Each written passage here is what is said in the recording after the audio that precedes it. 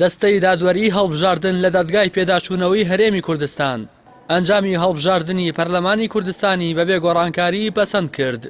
دوای ئەوەی لە 21 ئەم مانگا کۆمسیارانی پارتی وەکێتی لە کۆمسیۆن بە زۆرینەوە بەبێ ڕەزامەندی کۆمسیارانی کۆمەڵی ئیسلامی و بزوتنەوەی گۆڕان و یەکگرتوو ئەنجامی بەرایی هەڵبژاردنی پەرلەمانیان پەسەند کرد.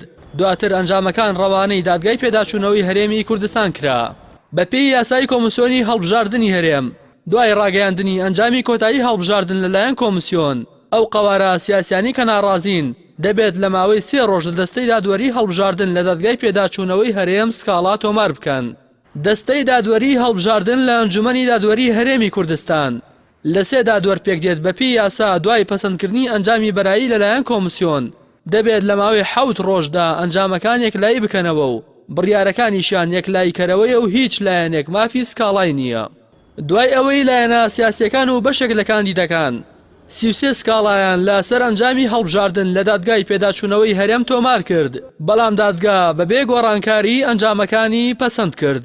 بە پێی نووسراوێکی دادگای پێداچوونەوەی هەرێم هەریەکە لە دادوەران عەلی عەوڵا ئەحمەد و عەبدوڵڵا عەلی ئەحمەد و محەممەد مستەفا مەحموود دوای وردبینی و لێکۆڵینەوە لە سکاڵاکان ئەنجامی هەڵبژاردنیان بۆ قەوارە و کاندیدە سەرکەوتوەکان وەک خۆی پەسەند کرد.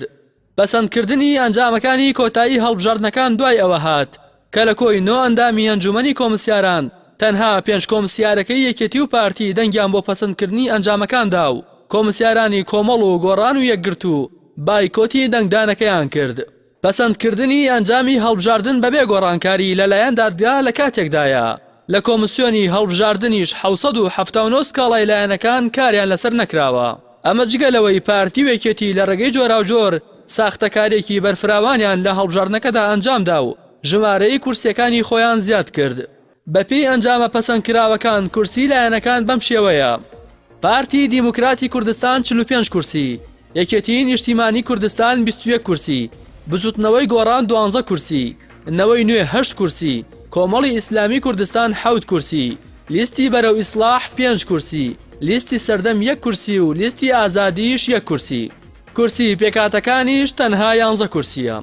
بەپێی ئامارەکانی کۆمسیۆنی هەڵبژاردن 3,085,461 کەس مافی دەنگدانیان هەبوو. ڕێژەی بەشداربووان لە 159 بوو کە دەکاتە 1,845,979 دەنگدەر.